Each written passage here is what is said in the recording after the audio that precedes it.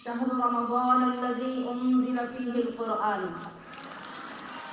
وقال الله تبارك وتعالى في مقام آخر: وأزواجه أمهاتهم إن الله وملائكته يصلون على النبي يا أيها الذين آمنوا صلوا عليه وسلموا تسلیما. الحمدللہ آج 17 رمضان المبارک ایک بہت بڑی نسبت کے ساتھ ہمارے درمیان جلوہ افروز ہے اور ہم اس بارگاہ میں حاضر ہیں.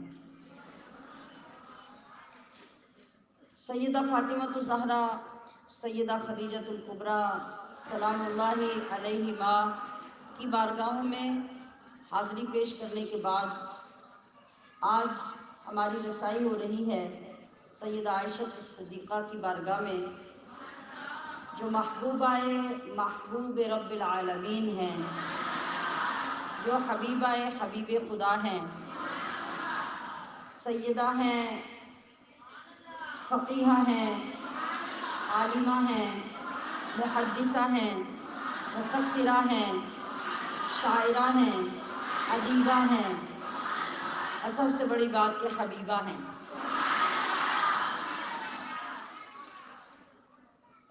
آپ کی سیرت مبارکہ کی مختلف جہات پر ہم اپنے پچھلے معمولات میں بیان کر کے اپنے قلوب و اذہان کو منور کرتے رہے ہیں. تو آپ کی بات جس طرح سے میں ہر بیان میں وضاحت کرتی ہوں، چونکہ ہمارا زیادہ وقت آگے درس قرآن کے ساتھ منسلک ہوتا ہے اور ان بارگاہوں میں حاضری پیش کرنا بھی ضروری ہوتا ہے، لہٰذا مختصر حاضری اور اپنے جذبات پیش کرتے ہوئے ہم آج بھی آگے بڑھیں گے. آپ کے مجھے جو چند الفاظ آپ کی بارگاہ سے لے کر آپ سب کی سماعتوں کی نظر کرنے ہیں، وہ ہیں حضرت عائشہ صدیقہ رضی اللہ تعالی عنہا کا بچپن اور جوانی، اور ان دونوں زمانوں کی تربیت اور تربیت کا ذاتی اقدس پر اثر کیا تھا. تو یہ کیسے ہوتا ہے؟ جو ہمارے لیے درس حاصل کرنے کی بات ہے وہ یہ ہے کہ یہ کیسے ہوتا ہے. آپ اس بات کو اس تناظر میں سمجھیے کہ ہمارے گھروں میں جب بچوں کی پرورش ہوتی ہے تو بچے کے اوپر کس چیز کا رنگ ہوتا ہے؟ ہمارے گھر کے ماحول کا. آپ 2 سگی بہنیں ہوں، 4 سگی بہنیں ہوں، آپ کی شادیاں مختلف گھروں میں ہو جاتی ہیں. آپ کے ہاں جو اولاد پیدا ہوتی ہے ان چاروں کی تربیت جدا ہوتی ہے. آپ تو ایک ہی ماں باپ کی بیٹیاں تھیں نا. طبیعتیں مختلف ہونا، مزاج مختلف ہونا، وہ تو ایک گھر میں بھی ہوتا ہے، لیکن تربیت کا مختلف ہونا یہ مختلف گھروں کے اثرات ہوتے ہیں. جب آپ کی شادیاں مختلف خاندانوں میں ہو گئی، پھر جو ماحول آپ کا وہاں تھا، جس ماحول میں آپ کے بچے پیدا ہوئے اور جس ماحول اور جس انداز میں آپ نے تربیت کی، وہی رنگ آپ کے بچوں پہ نظر آیا. اب جب کبھی چاروں بہنوں کے بچے اکٹھے ہوتے ہیں تو کیا ہوتا ہے؟ ہر ایک کا اپنا رنگ ہوتا ہے، ہر ایک کی اپنی ترجیح ہوتی ہے.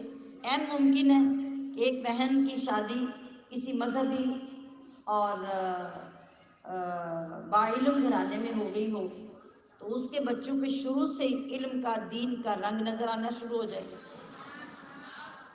اور دوسری بہن کی شادی کسی ایسے گھر میں ہو جو ہر وقت یورپ کی نقالی کرنے میں پیش ہوتے ہیں تو ان کے چھوٹے چھوٹے بچے بھی پکے انگریز نظر آئیں گے. فرق آ گیا اور یہ بات آسانی سے ہماری سمجھ میں بھی آ گئی. میری میں آ گئی ہے، پتہ نہیں آپ کی میں آئی ہے کہ نہیں. یہ بات سمجھ میں آ گئی ہے. حضرت سیدہ عائشہ صدیقہ رضی اللہ تعالی عنہا، آپ بچپن سے ہی اتنا نالج رکھتی تھی اور اتنی حاضر جواب تھی کہ بڑے بڑے بھی دیکھ کر دنگ رہ جاتے تھے. یہ بات آپ نے سن رکھی ہے کہ بہت بچپن کی عمر میں ہی حضرت عائشہ صدیقہ کا نکاح ہو گیا، اور وہ عمر بچپن ہی کنسیڈر کی جاتی ہے جس میں آپ کی رخصتی بھی ہوگی۔ ہمارے بچے تو 11 12 12 14 14 سال کی بھی ہوں تو ماں یہی کہتی ہے علی بچی ہے، وہ تو واقعی بچی تھی۔ اور جب آپ ایک روایت کے مطابق 9 سال کی عمر میں رخصت ہو کے آ جاتی ہیں، لیکن بعض روایات میں ہم نے یہ بھی پڑھا کہ بہت اسپیشل آپ کی تربیت، آپ کی نشو و نما، آپ کی گروتھ، یہ سب بہت اسپیشل تھا۔ جس طرح سیدہ مریم علیہ السلام کے لیے ہم نے پڑھا کہ عام بچے کی طرح نہیں بلکہ عام بچوں سے بالکل منفرد طریقے سے آپ کی نشو و نما ہوتی تھی، اور سالوں کے برابر آپ مہینوں میں بڑی ہوتی تھی۔ تو کچھ سیرت نگاروں نے یہ بھی لکھا ہے کہ حضرت عائشہ صدیقہ کے ساتھ بھی ایسا ہی معاملہ تھا۔ باہر کیا ایج وائز تو آپ بچی تھی، نبی کریم صلی اللہ تعالیٰ علیہ وسلم تشریف لاتے ہیں گھر میں، آپ اپنی سہیلیوں کو لے کے بیٹھی ہیں اور مٹی کے کھلونے رکھے ہیں اور ان کے ساتھ کھیل رہی ہیں۔ کیا منظر ہوگا؟ تصور میں لائیں، کائنات کے والی آ رہے ہیں اور آپ کی زوجہ، کائنات کے والی کی زوجہ کتنی خوبصورت عمر میں ہے اور اتنے نیچرل انداز میں بیٹھی ہیں کہ وہ کھلونوں سے کھیل رہی ہیں۔ تو شاید کوئی اور شوہر ہوتا تو کہتا ہوں تیرا بیاہ ہو گیا، ہوں چھڑ دے ساری چیزاں، لیکن کیا کہیں وہاں تو آنے والے رحمت للعالمین۔ تو آپ آئے تو دیکھا حضرت عائشہ کی سہیلیاں ساتھ ہیں، آپ کھیل رہی ہیں بڑے انہماک کے ساتھ، تو ان کے ہاتھ میں جو کھلونا ہے حضور صلی اللہ علیہ وسلم اس کو دیکھ کے دریافت فرماتے ہیں عائشہ یہ کیا ہے؟ تو حضرت عائشہ عرض کرتی ہے یا رسول اللہ یہ گھوڑا ہے۔ اب اس گھوڑے کے اوپر پشت پہ وہ مٹی کی پروں کی شکل بنی ہوتی ہے، پر بنے ہوتے ہیں۔ آپ علیہ الصلوۃ والسلام دریافت فرماتے ہیں کہ کبھی پروں والا گھوڑا بھی ہوتا ہے؟ یہ تمہارا گھوڑا کیسا ہے؟ گھوڑے کے تو پر نہیں ہوتے، گھوڑا تو پیروں سے چلتا ہے، زمین پہ دوڑتا ہے، تو پر تو اس کے ہوتے ہیں جس نے اڑنا ہوتا ہے، تو یہ کیسا گھوڑا ہے؟ ایک لمحہ نہیں لگایا تو حضرت عائشہ عرض کرتی ہیں کہ آقا سلیمان علیہ السلام کے گھوڑوں کے پر نہیں ہوتے تھے؟ آقا صلی اللہ علیہ وسلم کے چہرے مبارک پہ مسکراہٹ آتی ہے اور آپ آگے چلے جاتے ہیں۔ اب بظاہر تو یہ ایک چھوٹا سا جواب ہے، لیکن 9 سال کی بچی یہ جواب کہاں سے لا رہی ہے؟ سلیمان علیہ السلام تو صدیاں پہلے دنیا میں آئے تھے اور پردہ فرما گئے، ان کی ہسٹری، ان کی سیرت 9 سال کی بچی کو کہاں سے آ گئی؟ یہ ہے ماحول کا اثر۔ جس وقت گھروں میں علمی ماحول ہوگا، گھروں میں قرآن کی، حدیث کی، تاریخ کی، انبیاء کی، اللہ کی باتیں ہوں گی، تو شروع سے ہی وہ ساری چیزیں بچوں کے اندر فیڈ ہونا شروع ہو جائیں گی۔ حضرت عائشہ صدیقہ رضی اللہ تعالی عنہا کہاں پلی تھی؟ صدیق اکبر کے گھر، جو انبیاء کے بعد سب سے بڑی شان رکھتے ہیں۔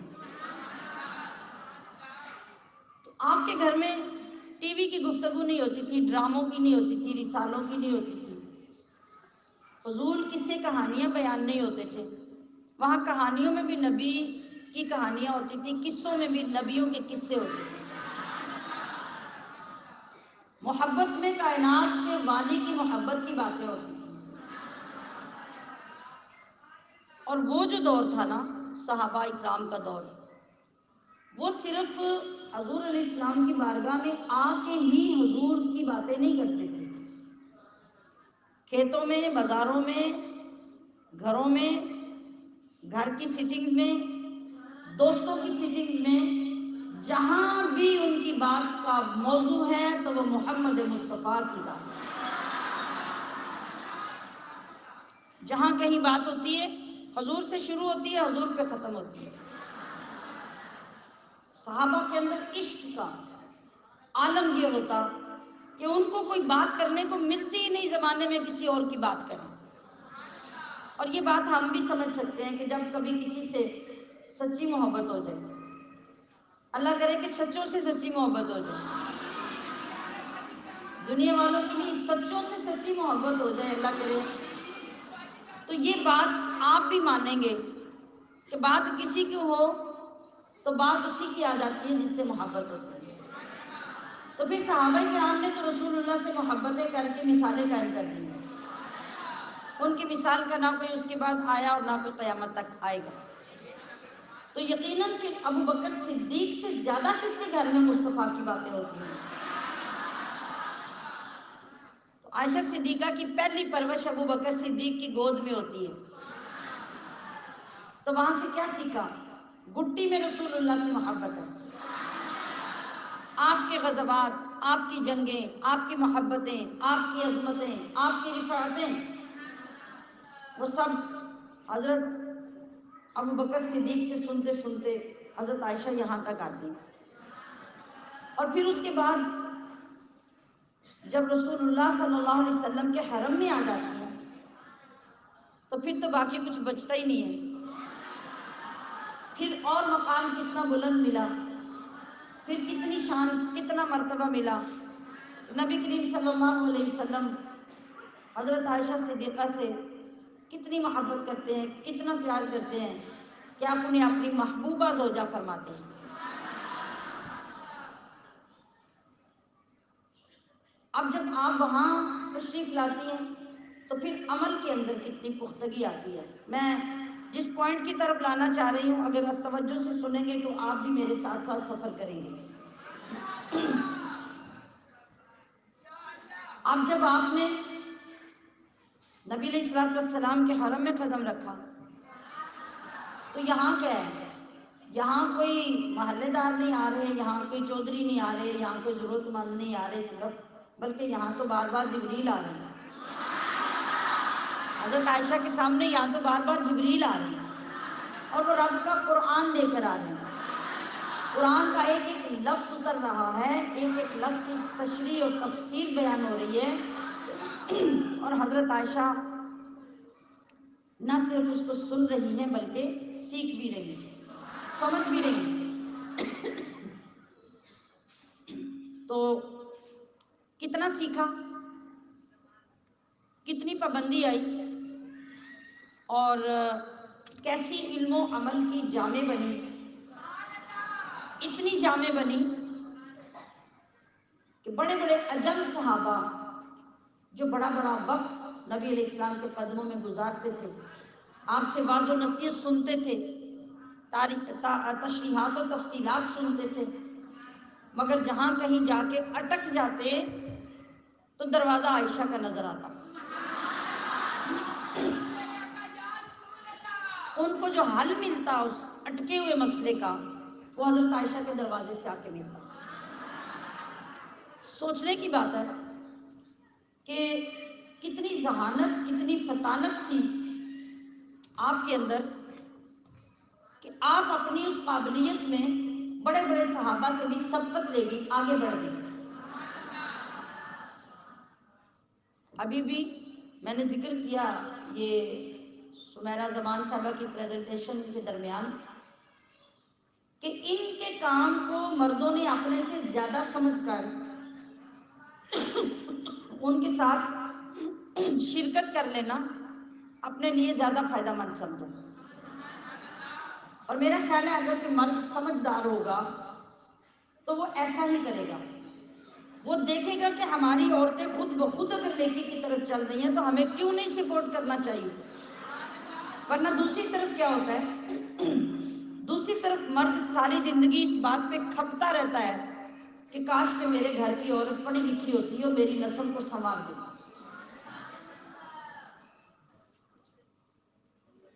اب دیکھنا یہ ہے کہ وہاں جو ماحول ہے اس ماحول میں عمل کا معیار ہمیں یہ نظر آتا ہے کہ جب منافقین مدینہ حضور نبی کریم صلی اللہ علیہ وسلم کے خاندان کے متعلق سازشیں کرنا شروع ہوتے ہیں. وہ پوری کوشش کرتے ہیں کہ آپ کا خاندان سکینڈلائز ہو جائے، کوئی نہ کوئی ایسا سکینڈل بنا کے منظر عام پہ لایا جائے کہ لوگوں کو معاذ اللہ حضور کے خاندان سے نفرت ہو جائے اور لوگ دین سے پیچھے ہٹ جائیں. لیکن اللہ کیا فرماتا ہے کہ اگر پوری دنیا اکٹھی ہو کر میرے کسی بندے کو نیگلیکٹ کرنا چاہیں یا ختم کرنا چاہیں اور میں اس کو بچانا چاہوں، کوئی کچھ نہیں کر سکتا. اور اگر ساری دنیا مل کر کسی کو بچانا چاہے اور میں اس کو بچانا نہ چاہوں تو تب بھی کوئی کچھ نہیں کر سکتا. اگر عام بندے کے لیے اللہ کا یہ قاعدہ ہے تو رسول خدا کے لیے کیا قاعدہ ہوگا؟ اور آپ علیہ الصلوۃ والسلام کے خاندان کے لیے اللہ کو ان کی عزتیں کتنی محبوب تھیں. تو جب آپ کے خاندان کو سکینڈلائز کرنا چاہا منافقوں نے، سازشیں کی، تو کیا کیا؟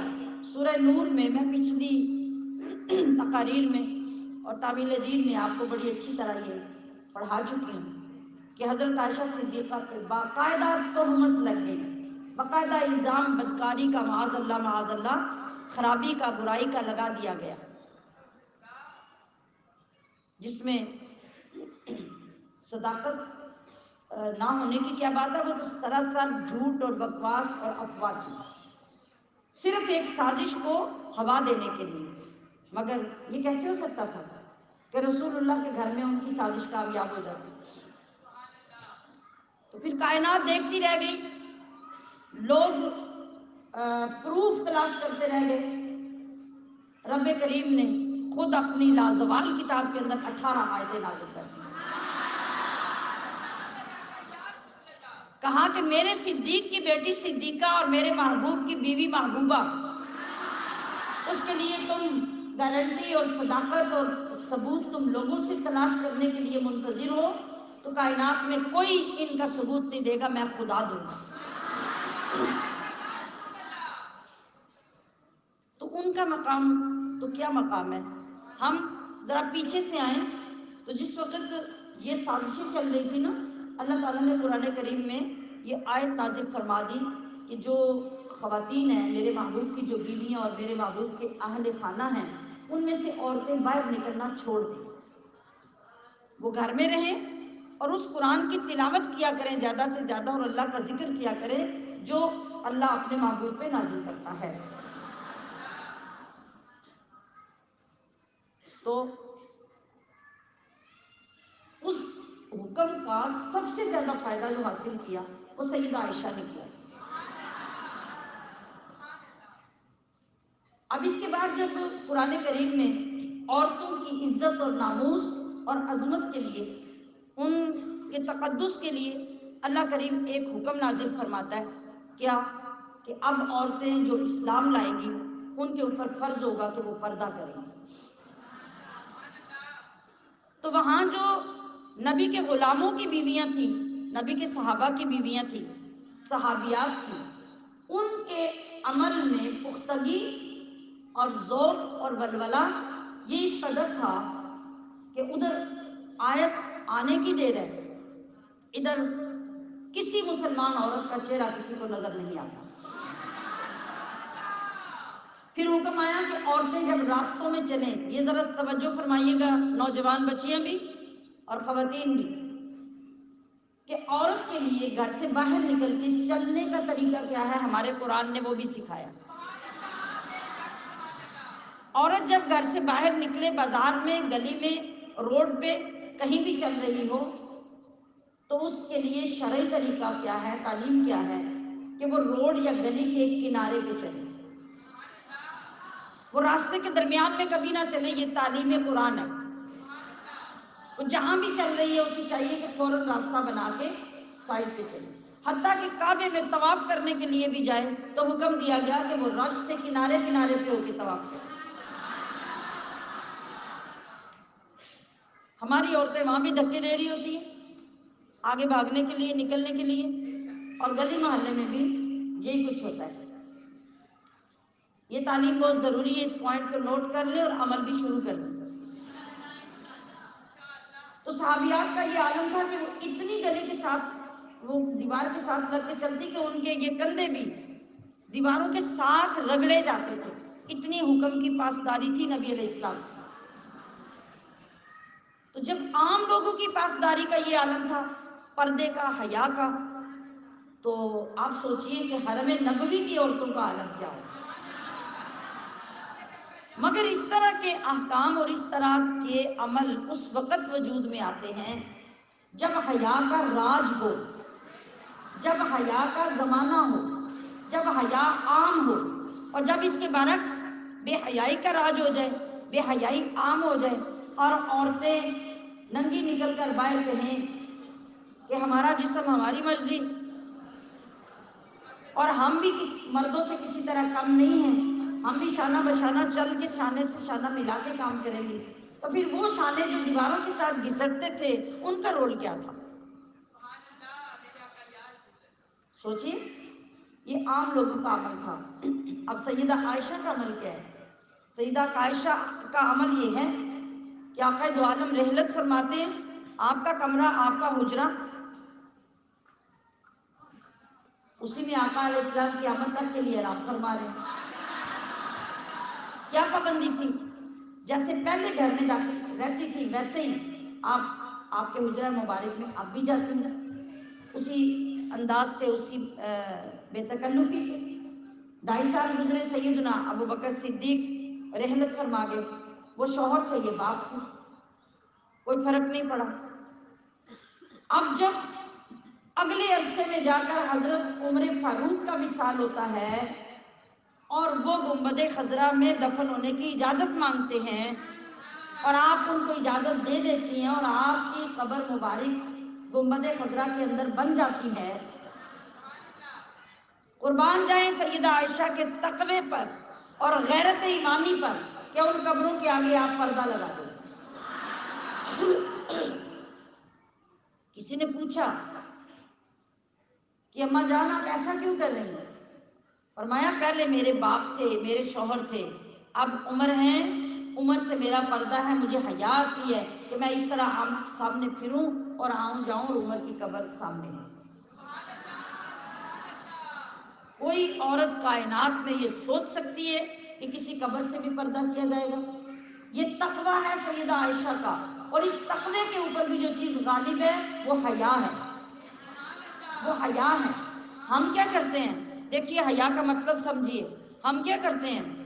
ہم جب اکیلے ہوتے ہیں سر سے کپڑا اتار دیتے ہیں، اتار کے پھینک دیتے ہیں، گلے ننگے ہیں، پنڈلیاں چڑھا لیتے ہیں، بازو چڑھا لیتے ہیں۔ دلیل کیا ہے؟ کوئی بندہ ہی نہیں گھر میں، تو جیسے مرضی ہم رہیں، کام کریں، جو مرضی کریں، اس میں کون سا ہمیں کوئی دیکھ رہا ہے؟ علماء کیا فرماتے ہیں؟ علماء فرماتے ہیں ساری دنیا سے زیادہ اگر تمہیں حیا کرنی ہے تو اپنے رب سے کرو۔ سب سے زیادہ حیا اپنے رب سے کرو۔ تو جس وقت ہم یہ کہتے ہیں کہ کوئی ہمیں دیکھ نہیں رہا، بال کھول دو، کپڑے اتار دو، سب کچھ کر دو، ننگے نہا لو جا کے سیل میں نلکے کے نیچے، یا کوئی اور دیکھ نہیں رہا تو واش روم کا دروازہ بھی بند نہ کرو، کوئی گھر میں آئی نہیں، اس وقت ہمیں یاد ہوتا ہے کہ ہمارا اللہ ہے؟ نہیں ہوتا نا، نہیں ہوتا۔ اسی لیے تو ہم بے باک ہوتے ہیں، اسی لیے تو ہم ضرورت نہیں سمجھتے کہ اب بھی ہمیں حیا کی ضرورت ہے۔ ان کے اندر وہ حیا کا یہ درجہ تھا کہ اکیلے میں بھی اور قبر کے اندر لیٹے ہوئے عمر فاروق سے بھی اتنی حیا تھی کہ ان کے سامنے بھی وہ بے پردہ نہیں جاتے۔ اور میں آپ کی خدمت میں اپنا حسن ظن پیش کروں کہ یہ جو ہمارے اسٹیج پر رمضان المبارک میں جو ایک فیض آتا ہے،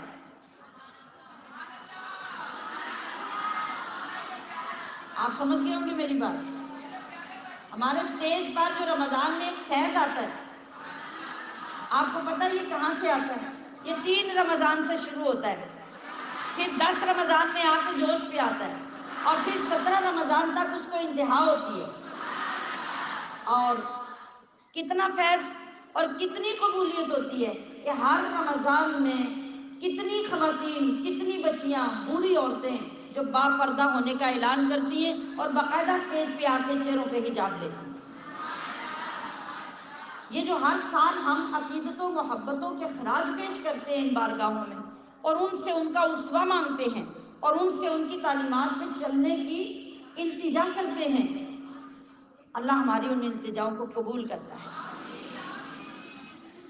اور اگر یہاں بیٹھ کے آپ کو سنانے والا وہ صرف اتنا ٹائم برقع پہن کے آئے جتنا ٹائم محفل پہ آنا، اور بازاروں میں لوگ بھی اس کو ننگے منہ دیکھ رہے ہوں، اور یہاں بیان کرنے والا خود آپ کو عمل کر کے بھی نہ دکھائے اور اس بارگاہ سے خیرات لے کر نہ دے، تو یہ منظر کبھی اسٹیجوں پہ نظر نہیں آتے۔ آپ پوری دنیا میں چلے جائیں، آپ جہاں بھی جائیں جا کے پروگرام اٹینڈ کریں، آج ہزاروں جگہ پہ تو صرف ایک گجرات میں پورے رمضان میں درس قرآن ہو رہے ہیں، جائیں جا کے سروے کر کے آ کے مجھے بتائیں کہ کسی اسٹیج پہ یوں لوگ درجنوں کی تاروں کی تار آ کے حجاب پہننے کے لیے اصرار کر رہے ہوں اور ترس رہے ہوں کہ ہمیں حجاب باندھ دے، ہم نے تو باپردہ ہو۔ کسی جگہ سے آپ کو یہ خبر ملی تو میں دعوے سے کہتی ہوں مجھے آ کے بتائیے گا۔ کتنا کرم ہے آپ کے اس خاندان کا، اہل بیت اطہار کے تقدس کا اور اس نورانیت کا، رشک کریں اپنے اوپر کہ اللہ نے ہمیں سچی غلامی عطا فرمائی۔ اور ہم خراج عقیدت پیش کرتے ہیں اپنی اس ماں کے حضور جن کا مقام یہ ہے کہ یہ فقیہہ عالمہ ہیں سیدہ ماں عائشہ، یہ فقیہہ عالمہ ہیں سیدہ ماں عائشہ، علم میں سب سے جدا ہیں سیدہ ماں عائشہ، علم میں سب سے جدا ہیں سیدہ ماں عائشہ، اور آپ کے بستر مبارک پر بھی آتی تھی وحی۔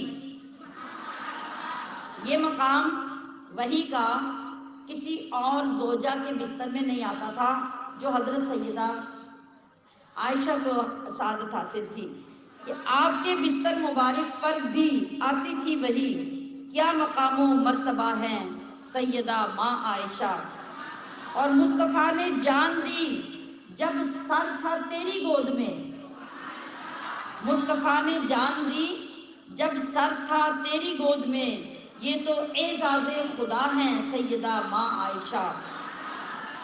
آپ کی تصویر لے کر، کس کی تصویر؟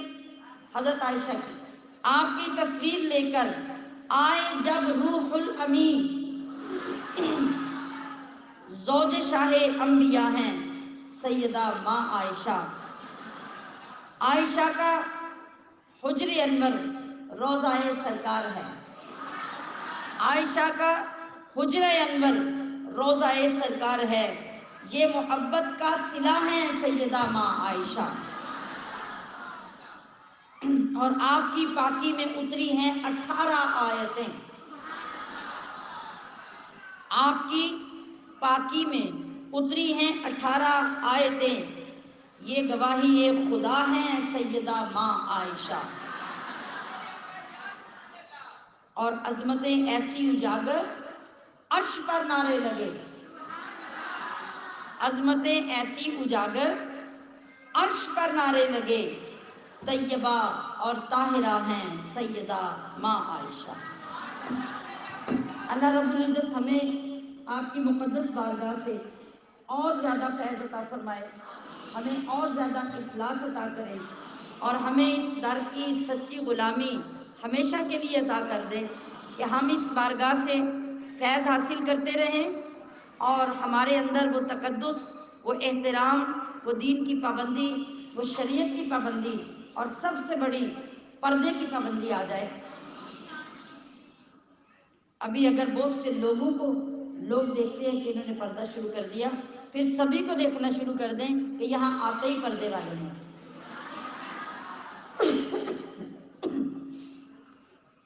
تو ان تمام چیزوں کو دلوں میں اتارنے کے لیے ہمارا روزانہ کا نعرہ ہم نغمہ قرآنی،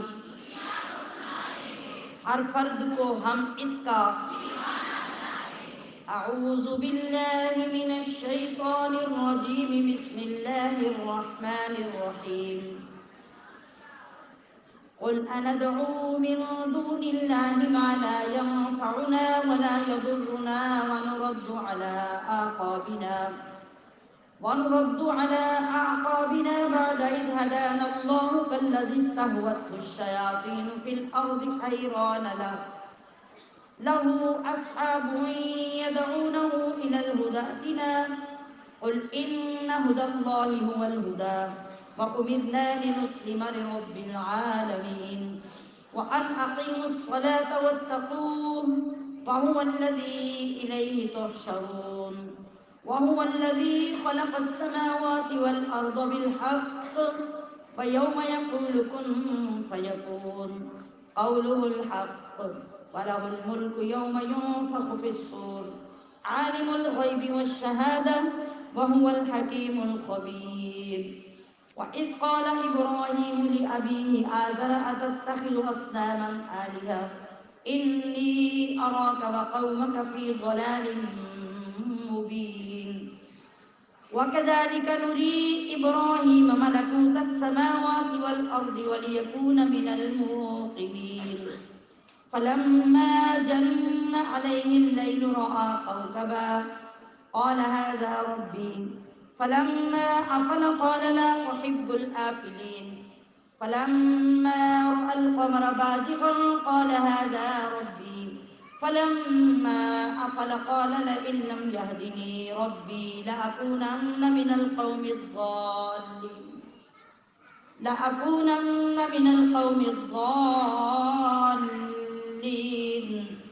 فلما رأى الشمس بازغة قال هذا ربي هذا أكبر فلما أفلت قال يا قوم إني بريء مما تشركون إني وجهت وجهي للذي فطر السماوات والأرض حنيفا وما أنا من المشركين وحاجه قومه قال أتحاجوني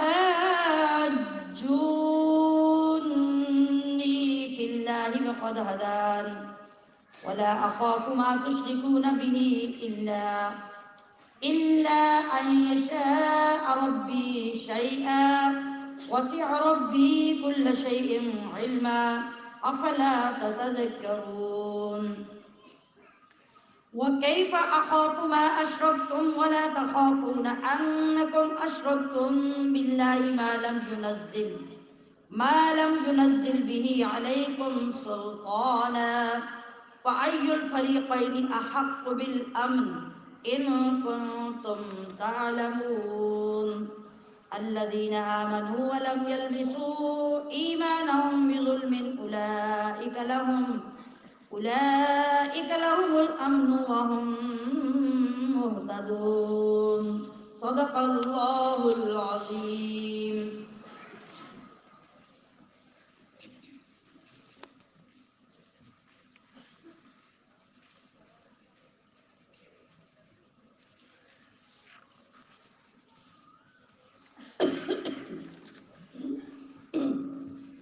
قل اندعو آپ فرما دیجئے کیا ہم پکاریں من دون اللہ اللہ کے سوا ما ان کو لا جو نہ ینفعنا نفع دے سکتے ہیں ولا یضرنا اور نہ ہمیں کوئی نقصان. سبق پہ پہنچ گئے ہیں آپ جی. وَنُرَدُّ عَلَىٰ أَعْقَابِنَا اور ہم لوٹا دیے جائیں الٹے پاؤں بعد اس کے اذ ہدانا اللہ کہ اللہ نے ہمیں ہدایت دی کالذی اس شخص کی طرح استہوتہ جسے بھٹکا دیا ہو الشیاطین شیطانوں نے فی الارض زمین میں حیران و پریشان ہے لہو اس کے اصحاب کچھ ساتھی یا کچھ اصحاب یدعونہ بلا رہے ہوں الی الہدی ہدایت کی طرف ائتنا کہ ادھر آؤ. قل آپ فرما دیجئے ان بے شک ہدی اللہ ہدایت اللہ کی ہی هو الہدا اصل ہدایت ہے۔ وَأُمِرْنَا اور ہمیں یہی حکم ہے لِنُسْلِمَ کہ ہم گردن جھکا دیں یا مسلمان ہو جائیں یا اسلام لے آئیں لِرَبِّ العالمین رب العالمین کے سامنے۔ آپ کو یہ یاد ہوگا کہ ہمارے ہر سبق کا پچھلے سبق کے ساتھ رب ہوتا ہے۔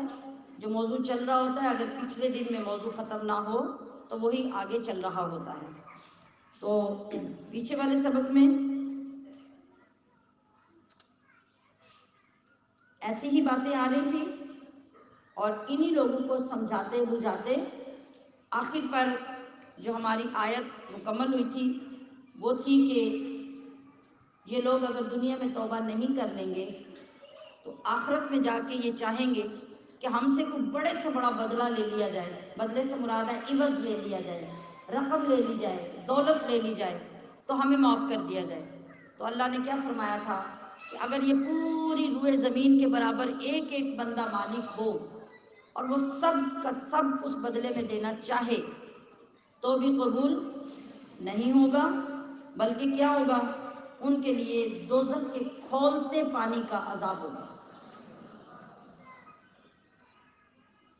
تو یہ لوگ چونکہ مسلمانوں کو، رسول اللہ صلی اللہ علیہ وسلم کو انہی چیزوں کی دعوت دیتے تھے خود سنورنے کی بجائے، تو اللہ نے فرمایا کہ آپ ان کو یہ فرما دیجئے، یہ کہہ دیجئے کہ کیا ہم تمہاری طرح بے وقوف بن جائیں اور تمہاری طرح ہم ان چیزوں کی پوجا شروع کر دیں جو نہ ہمیں کوئی فائدہ پہنچا سکتی ہیں اور نہ نقصان، یعنی لکڑی، بت، پتھر، مٹی، جن کے تم نے بت بنا رکھے ہوتے ہیں، اور ایسا کر کے ہم الٹے پاؤں پھر جائیں۔ یعنی یہ ایک تمثیل، مثال بیان کی گئی ہے کہ جس طرح مسافر ایک ہوتا ہے نا، وہ اپنے دوستوں کے ساتھ جنگل میں جاتا ہے، جنگل میں بھوت ہوتے ہیں، شیطان ہوتے ہیں، اور اس کو وہ راستہ بہکا دیتے ہیں، مختلف شکلوں میں آتے ہیں اور آ کے اس کو منزل مقصود سے ہٹا کر غلط راستے پہ ڈال کے کہتے ہیں کہ یہ تیری منزل مقصود ہے۔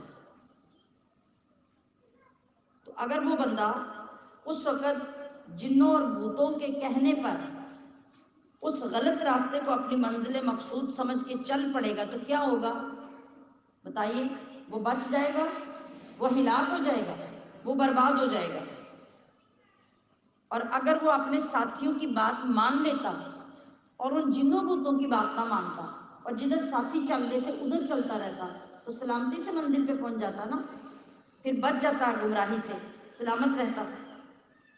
تو یہ مثال بیان کی جا رہی ہے کہ یہی حال اس شخص کا ہے جو اسلام سے ہٹ گیا، شیطان کی راستے پہ چلا، مسلمان اس کو بلاتے رہے کہ مت اس راستے پہ جاؤ، تم اسلام کے راستے پہ آؤ، لیکن اس نے نہیں مانا، تو بالکل اسی طرح اگر نہیں مانا تو اس کا انجام بھی وہی ہوگا جو جنگل میں بھٹک کر جنوں بھوتوں کے پیچھے چلنے والے کا ہوگا۔ اور یہ کبھی نہیں بھولنا چاہیے کہ حقیقت میں جو ہدایت ہے وہ وہی ہے جو اللہ کی طرف سے ہے، اور اللہ کی طرف سے ہدایت ہمارے تک کیسے پہنچتی ہے؟ رسول اللہ کے ذریعے سے، آپ کی زبان اقدس سے، آپ کے عمل پاک سے ہدایت ہمارے تک پہنچتی ہے۔ جب ہم اس کو فالو کرتے ہیں، اس پہ چلنے والے متبع بن جاتے ہیں تو اللہ پاک ہمیں ہدایت کے راستے پہ قائم کر دیتا ہے۔ اور اس کے علاوہ، اسلام کے علاوہ قیامت تک اب اگر کوئی بھی راستہ کوئی بندہ اختیار کرے گا اور کہے گا کہ یہ راستہ زیادہ اچھا ہے تو سمجھ لو کہ وہ سب سے بڑا گمراہ انسان ہے۔ جب اللہ اور اس کے رسول نے فرما دیا کہ اب قیامت تک نہ کوئی دین آ سکتا ہے، نہ دین لانے والا آ سکتا ہے، نہ کتاب آ سکتی ہے، تو پھر کوئی کتنا ہی عقل مند کیوں نہ ہو، کتنا ہی پڑھا لکھا کیوں نہ ہو، وہ سب سے بڑا جاہل اور بے وقوف ہے۔ اس کی بات پہ کبھی مت جاؤ۔ قرآن سے ہٹ کے کوئی راستہ نہیں ہے، رسول کی سنت سے ہٹ کے کوئی راستہ نہیں ہے۔ تو ہمارے لیے ضروری ہے کہ ہم اس رب کی ہی عبادت کریں اپنے رسول کی اطاعت کریں اور اسی پہ زندگی بسر کریں۔ اب دیکھیے،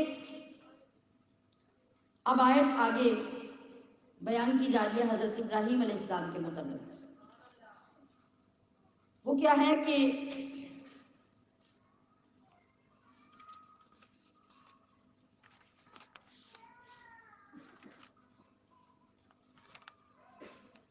جی وَأَنْ أَقِيمُوا الصَّلَاةَ، نہیں ابھی وہ آیت آگے ہے، میرا صفحہ آگے پلٹ گیا تھا۔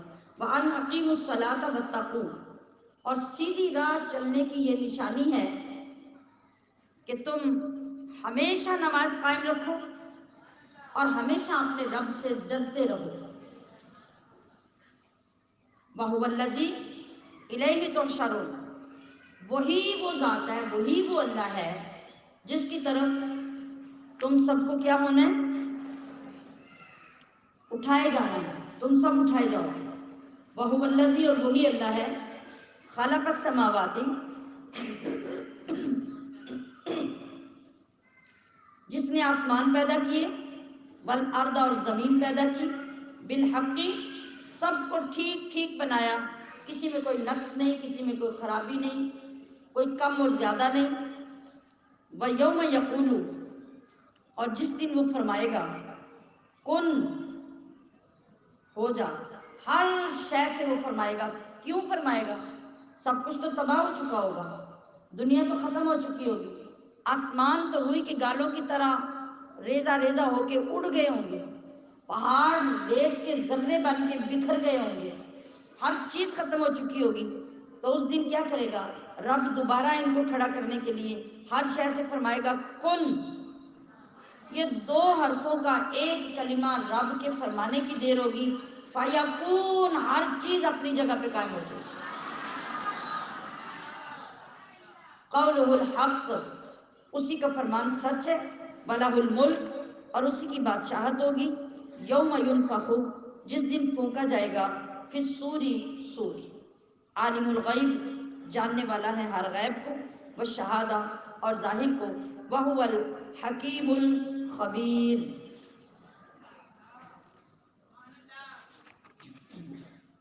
اور اب اس کے بعد حضرت ابراہیم علیہ السلام کی بات اللہ فرما رہا ہے کہ ان کو ذرا یاد دلائیے لوگوں کو کہ وَإِذْ قَالَ إِبْرَاهِيمُ، جب ابراہیم نے کہا، لِأَبِيهِ آزر، اپنے باپ آزر سے، أَتَتَّخِذُ أَصْنَامًا، کیا تم بتوں کو بناتے ہو، آلہہ، معبود، انی اراکا، بے شک میں دیکھتا ہوں تجھے، وقومکا، اور تیری قوم کو، فی ضلال مبین، کھلی گمراہی میں، وکذالک، اور اسی طرح، نری ابراہیم، ہم نے دکھا دی ابراہیم کو، ملکوت، بادشاہی، السماوات، آسمانوں، والارض، اور زمین کی، ولیکون، اور یہ کہ وہ ہو جائے، من الموقنین، عین الیقین والوں میں۔ عین الیقین، عین الیقین ہوتا ہے جو آنکھ سے دیکھ کر یقین آتا ہے چیز کا۔ تو حضرت ابراہیم علیہ السلام کو دنیا اور آسمانوں کی بادشاہی اس لیے دکھائی کہ وہ اپنی آنکھوں سے دیکھ کر اپنے یقین کو اور پکا کر لیں، ورنہ کوئی نبی ایسا تو نہیں ہوتا کہ اللہ کی کسی بات پہ وہ یقین نہ کرنے والا ہو۔ تو یہاں پر اس قال ابراہیم جو بات فرمائی گئی ہے، یہ آزر کون ہے؟ یہاں پہ آبی، جس طرح پنجابی اور اردو میں ہم اپنے باپ کے ہم عمر کسی بھی بندے کو دیکھتے ہیں نا، جو ہمارے محلے کا ہوتا ہے اور برادری میں ہوتا ہے، ہمارے میکے کا ہوتا ہے یا ددھیال کا ہوتا ہے، تو ہم اس کو کیا بولتے ہیں؟ چاچا جی بولتے ہیں نا، وہ ہمارا سگا چاچا ہوتا ہے؟ نہیں ہوتا نا۔ یہ کیا طریقہ ہے؟ یہ ایک ادب کا، محبت کا، تعظیم کا طریقہ ہے کہ جو بھی بندہ آپ کو اپنے باپ کی عمر کا لگتا ہے تو آپ اس کو چچا کہتے ہیں۔ اب چینج ہو گئے ہیں، اب انکل کہہ لیتے ہیں، لیکن ہر لینگویج جو جس قوم کی ہوتی ہے نا، جو لذت اس لینگویج کا لفظ بولنے میں ہوتی ہے وہ دوسرے میں نہیں ہوتی۔ آپ انکل 100 بار بولیں، اس کے اندر اپنائیت نہیں ہے، اس کے اندر ادب نہیں ہے، لیکن چچا کہنے میں ایک شرم بھی ہوتی ہے، حیا بھی ہوتی ہے، ادب بھی ہوتا ہے۔ باہر کیا یہاں پر عربی میں بھی جو لوگ بولتے ہیں اپنے باپ کی عمر کے لوگوں کو اب یعنی باپ کہہ دیتے ہیں اسی طرح سے۔ تو یہاں پر جو لفظ ابھی استعمال ہوا ہے یہ ابراہیم کے سگے باپ نہیں ہیں، یہ ان کے چچا لگتے ہیں، اور چچا سگے چچا اگر ہوں تو ان کو تو باپ کہنا کوئی آر ہی نہیں ہوتی۔ بڑے ابو تو چھوٹے ابو گھروں میں بولا نہیں جاتا، وہ پاپا ہیں تو یہ ابو ہیں تو وہ بابا ہیں، کتنی قسم کے ابو ہو جاتے ہیں جی۔ تو یہ بت بناتے بھی تھے، بت بیچتے بھی تھے، بتوں کو پوجا بھی کرتے تھے۔ آزر ان کو حضرت ابراہیم علیہ السلام نے یہاں پر اس بات سے منع کیا اور انہیں کہا کہ بھئی اے چچا کیا تم بت بناتے بھی ہو اور بتوں کو بنا کے بیچتے ہو اور پھر بتوں کو معبود بناتے ہو؟ میں تمہیں بھی اور تمہاری ساری قوم کو بھی گمراہ دیکھ رہا ہوں، یہ سیدھا گمراہی کا راستہ ہے، اس میں کوئی شک نہیں۔ پھر اگلی آیت میں اللہ فرمانا ہے کہ ابراہیم کو دین میں اللہ نے ایسی بینائی عطا فرمائی کہ انہیں زمین اور آسمانوں کے اندر جتنے ملک تھے وہ سب اپنی ایک جگہ پہ زمین پہ رہتے ہوئے انہوں نے دیکھ لیے، اور اللہ نے ان کو دکھایا کہ میری بادشاہت، میری سلطنت، میرے ملک کہاں کہاں اور کیسے کیسے ہیں۔ اور یہ سب کچھ دیکھنے کے بعد حضرت ابراہیم کا ایمان اور یقین اور پختہ ہو گیا، اور یہی دکھانا حضرت ابراہیم کی معراج تھا۔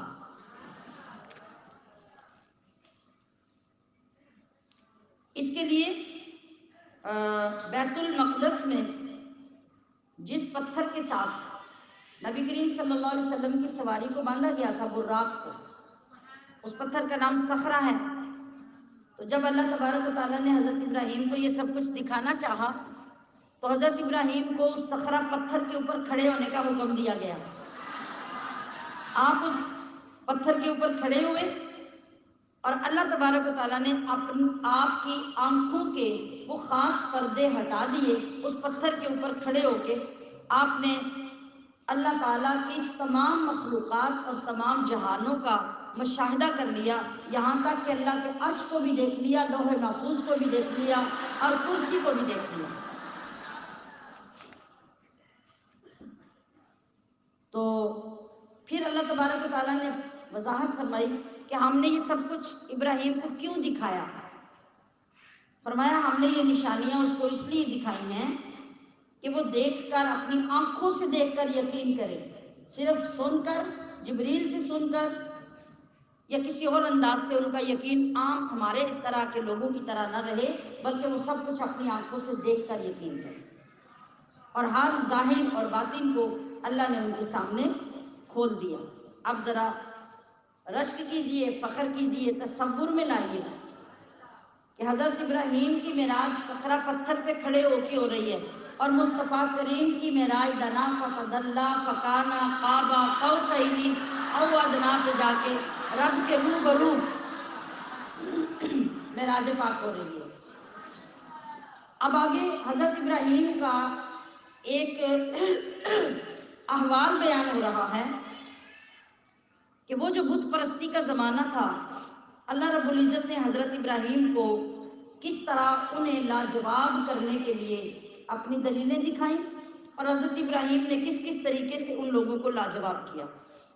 فلما جن، پھر جب چھا گئی، علیہ اللیل، ان پر رات، رآ، انہوں نے دیکھا، کوکبا، ایک تارا۔ کوکب کسے کہتے ہیں؟ تارے کو، یعنی رات کے وقت ہی تارے نظر آتے ہیں نا، کچھ لوگ دن کو بھی تارے دکھا دیتے ہیں، یہ وہ تارے نہیں تھے، یہ اصل والے تارے تھے۔ تو قال ھذا، کہنے لگا کون؟ ابراہیم، ربی، یہ میرا رب ہے۔ عجیب سی بات تھی نا، اندھیرے، پورے اندھیرے چھائے میں، اور اتنے اندھیرے میں وہ آسمان کے اوپر ایک تارا چمک رہا ہے، تو کہا یہ تو بڑی عجیب و غریب سی چیز ہے، یہ میرا رب ہے۔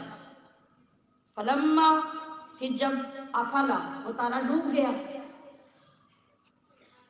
قالا، تو بولا، لا احب، میں نہیں پسند کرتا، آفلین، ڈوبنے والوں کو۔ بھئی جو ڈوب گیا، جو غائب ہو گیا، تو میں اس کو خدا کیسے مانوں؟ جب مجھے خدا کی ضرورت پڑے گی تو میں کہاں سے تلاش کروں گا؟ ایسا وہ کیوں کر رہے تھے حضرت ابراہیم؟ ایسا کیوں کر رہے تھے؟ وہ اس قوم کو جنہوں نے بتوں کو خدا بنا رکھا تھا ان کو لاجواب کر رہے تھے، ان کو بتا رہے تھے سٹیپ وائز۔ تارا غائب ہو گیا، فلما رأى القمر، پھر جب اس نے چاند کو دیکھا، بازغا، چمکتا ہوا، قال ھذا ربی، فرمایا پھر یہ میرا رب ہے۔ فلما افلا، اپنے ٹائم پہ جب وہ بھی ڈوب گیا، قالا، تو فرمایا، لئن لم یہدنی، اگر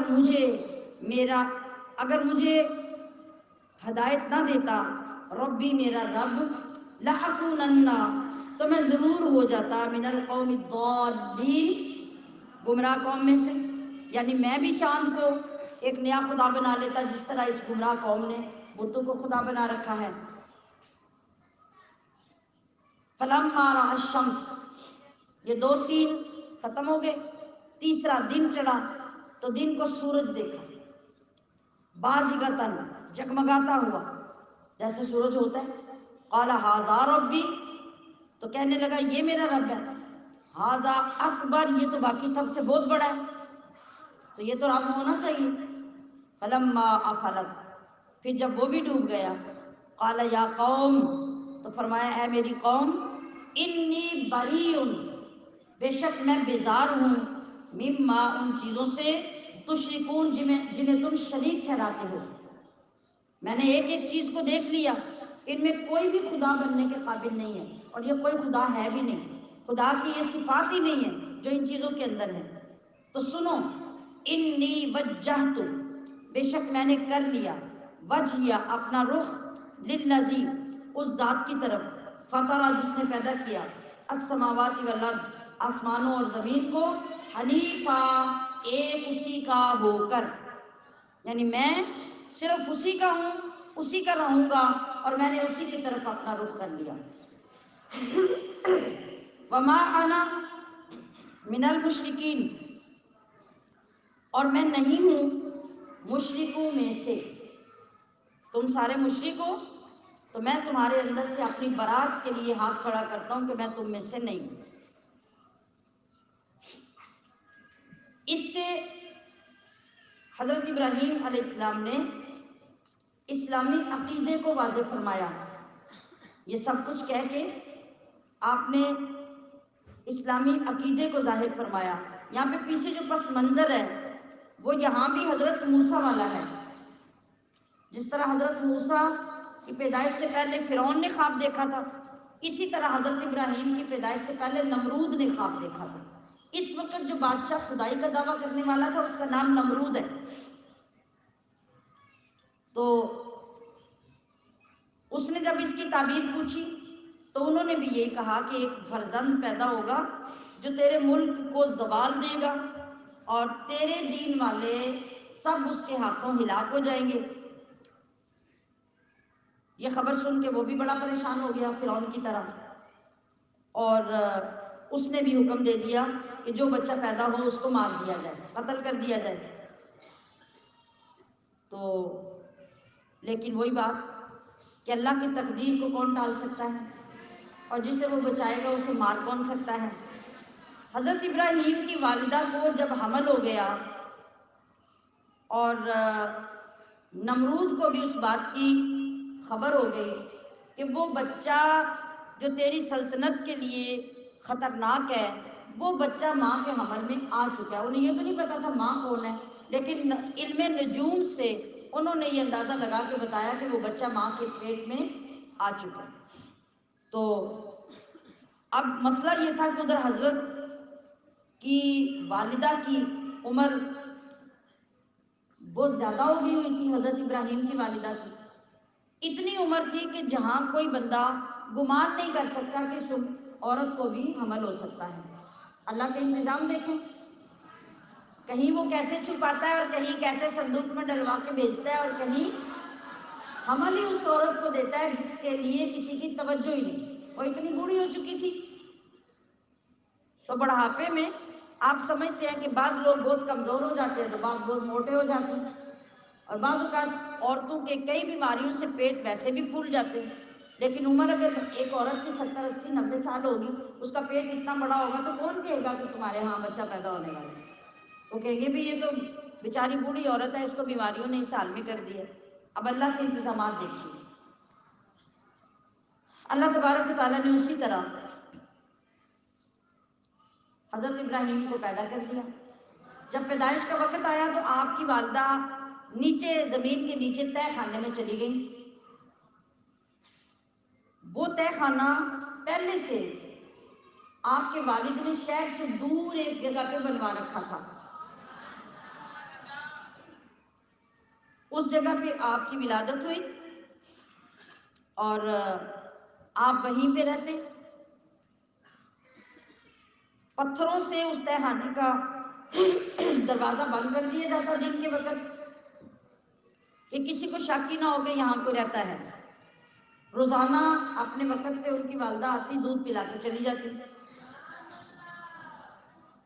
جس وقت دیر ہو جاتی اور جب بھی آپ پہنچتی تو جا کے دیکھتی کہ حضرت ابراہیم اپنے انگوٹھے کو چوس رہے ہوتے تھے اور اس انگوٹھے سے دودھ برآمد ہو رہا ہوتا تھا۔ اسی طرح بہت جلدی آپ بڑھتے رہے اور بڑے ہو گئے۔ تو یہ جو چیزیں ہیں جو بھی میں نے بیان کی ہیں، اس وقت آپ کی عمر یا 7 سال تھی یا پھر 13 سال تھی۔ تو پتہ چلا کہ جو اللہ کا نبی ہوتا ہے اور جو نبی کے ماں باپ ہوتے ہیں وہ کبھی بھی گمراہی کے راستے میں ایک پل بھی نہیں جاتے، ایک لمحہ بھی نہیں جاتے، وہ توحید پہ ہمیشہ قائم رہتے ہیں۔ تو آپ کے والدین بھی اور آپ بھی اپنے رب سے شناسائی رکھتے تھے، اور یہ جو تارا اور سورج اور چاند، یہ اسی غار میں جب آپ نے کسی سوراخ سے یا کسی وقت باہر نکل کے شہر سے باہر کہیں اکیلے جب تھے وہاں دیکھا تو یہ انہوں نے سارا دیکھا منظر، اور سارا منظر دیکھ کر اس کے بعد اپنی قوم کو مخاطب کیا اور ان کو بتا دیا۔ اب کیا ہوا کہ وَحَاجَّهُ قَوْمُهُ، یہ جو آگے انہوں نے آیت بولی پیچھے والی انی وجہت وجہیہ، اصل میں یہ تمام اللہ والے جب نماز پڑھتے ہیں تو مکمل ان الفاظ کی طرف توجہ کر کے ان الفاظ کے ساتھ نیت کرتے ہیں کہ یا اللہ میں خالص ہو کر تیرے دروازے پہ مصلی پہ آیا ہوں اور میں اپنی پوری توجہ کے ساتھ تیری عبادت کا آغاز کرتا ہوں، اور میں قطعاً مشرکین میں سے نہیں، یہ اقرار ان کی نیت ہوتی ہے۔ تو پھر کیا ہوا؟ وَحَاجَّهُ قَوْمُهُ، جھگڑنے لگی ان کے ساتھ ان کی قوم۔ قَالَ أَتُحَاجُّونِي، ابراہیم نے کہا کیا تم مجھ سے جھگڑتے ہو اللہ کے بارے میں؟ وَقَدْ هَدَانِ، حالانکہ اس نے مجھے راہ بتا دی ہے۔ راہ بتا دی کا مطلب سیدھی راہ، دین کی راہ۔ وَلَا أَخَافُ، اور میں نہیں خوف رکھتا، مَا تُشْرِكُونَ بِهِ، ان سے جنہیں تم شریک ٹھہراتے ہو، یعنی جو تمہارے خدا ہیں، جو جھوٹے بت ہیں، إِلَّا أَن يَشَاءَ، مگر یہ کہ چاہے، ربی میرا رب، شیئا کوئی بات، جو میرا رب چاہے گا میں وہی کر سکتا ہوں، اس کے علاوہ کچھ نہیں۔ وسع ربی، گھیرے ہوئے ہے میرا رب، کل شیء علما، ہر شے کو اپنے علم سے، کوئی شے اللہ کے علم سے باہر، خواہ وہ زمین کے نیچے ہو، خواہ زمینوں کے اوپر ہو، یا آسمانوں میں یا آسمانوں کے اوپر۔ افلا تذکرون، تو کیا تم لوگ نصیحت حاصل نہیں کرتے؟ وَكَيْفَ أَخَافُ، اور میں ڈروں بھی کیوں کر، مَا أَشْرَكْتُمْ، ان سے جنہیں تم شریک بناتے ہو، وَلَا تَخَافُونَ، اور تمہیں خوف نہیں، أَنَّكُمْ، اس بات کا، أَشْرَكْتُمْ کہ تم نے شریک کیا باللہ اللہ کا، ما لم ان کو، ینزل بھی ما لم ینزل بھی ان کو کہ نہیں اتاری اللہ نے جن کی علیکم تم پر سلطانہ کوئی دلیل، یعنی اللہ نے تو نہیں کہا کہ تم بتوں کو خدا بناؤ اور میرے شریک بنا لو اور میرے وزیر بنا دو اور میرے نائب بنا دو اور میں ان کے ذریعے تمہیں دوں گا، یہ تم نے خود گھڑا ہے اور گھڑ کر یہ سارا کچھ شروع کر دیا۔ فَأَيُّ الْفَرِيقَيْنِ تو پھر کون دو فریقوں میں سے احق زیادہ حقدار ہوگا بالامن امن کا، یعنی اب تم فیصلہ کرو کہ میں جو اپنے رب کی عبادت کرتا ہوں میں حق کا اس کا امن کا حقدار ہوں، یا تم جو جھوٹے خداؤں کے پجاری ہو، فیصلہ کرو۔ ان کنتم تعلمون اگر تمہیں علم ہے یا اگر تمہیں کسی بات کی سمجھ آتی ہے۔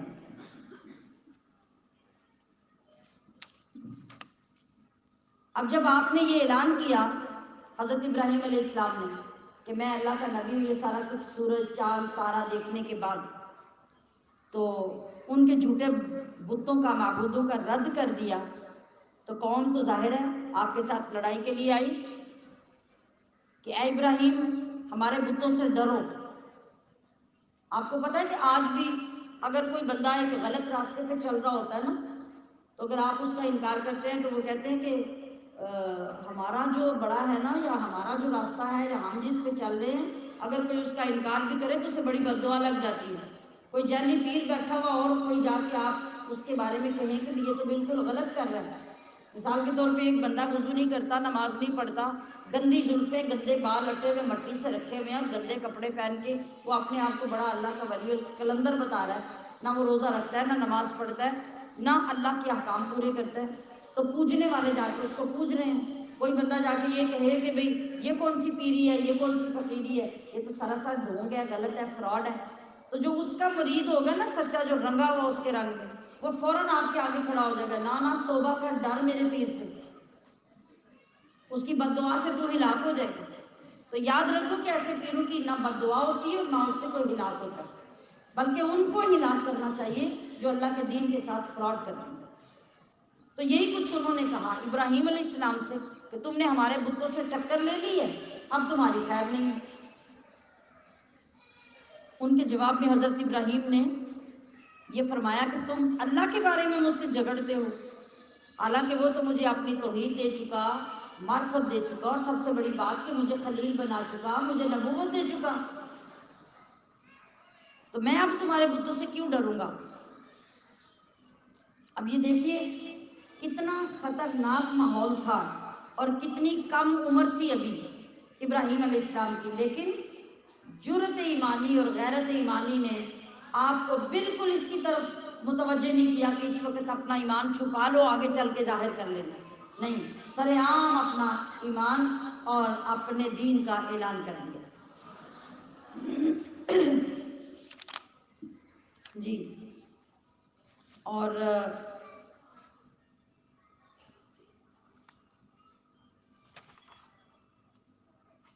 آگے فرمایا کہ میں تمہارے ان شریکوں سے ڈر بھی کیوں سکتا ہوں، مجھے کیا ضرورت ہوگی ان سے ڈرنے کی جو بے جان مٹی کے لکڑی کے بنے ہوئے ہیں، تو کبھی لکڑی اور مٹی بھی کسی کو نقصان اور فائدہ دے سکتی ہے، جو میں ان سے ڈروں، مجھے ان سے ڈرنے کی کوئی ضرورت نہیں، میں اسی سے ڈروں گا جو میرا رب ہے، اور حقیقت میں تو وہ تمہارا بھی رب ہے، لیکن تمہاری عقلوں پہ پردے پڑے ہیں۔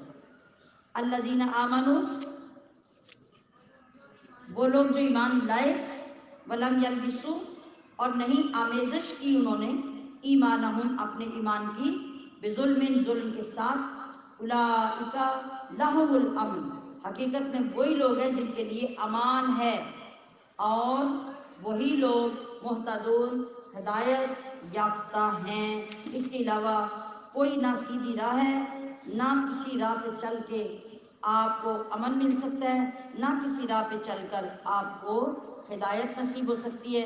حضرت لقمان نے اپنے بیٹے کو بھی نصیحت کرتے ہوئے یہ کہا تھا کہ اے میرے بیٹے، اللہ کا کسی کو شریک نہ کرنا، بے شک شرک کرنا بہت بڑا ظلم ہے جو معاف بھی نہیں ہوتا۔ سبحان ربک رب العزت عما یصفون وسلام علی المرسلین والحمد للہ رب العالمین۔